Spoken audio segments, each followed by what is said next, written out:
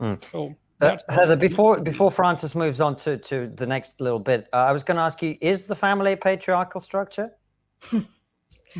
I don't see it that way, and there are compelling arguments in evolutionary biology space as to how it is that males wield power in the outside world more often in a nuclear family situation than females do. But there's a question then of what your definition of power is. And this will seem like we quickly fall into a semantic trap, but it's if you're going to argue, archy is about power. That is what patriarchal refers to. So you have to define power.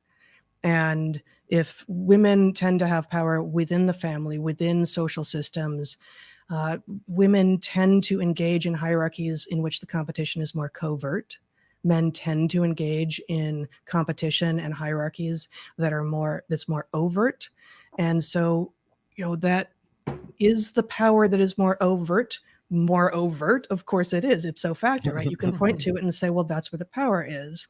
But the power that women tend to yield, being more cryptic, being more covert, and that's partially because we are sexually dimorphic. We do have some history of some history of polygamy in our past, such that men are on average bigger and stronger in all of this. And so in engagement between the sexes, women aren't going to use aren't going to use physical power. That wouldn't make any sense. That would be a losing move. And so once you start down that road, where women are going to be more likely to be able to compete on something like an even playing field if they're going to be using psychological or social tools as opposed to physical tools when engaging with men, then also you expect, and we see there's plenty of evidence in the psychological literature as to the kinds of competition that women engage in being more covert. So all of that is sort of a background answer to, is the system we live in patriarchal?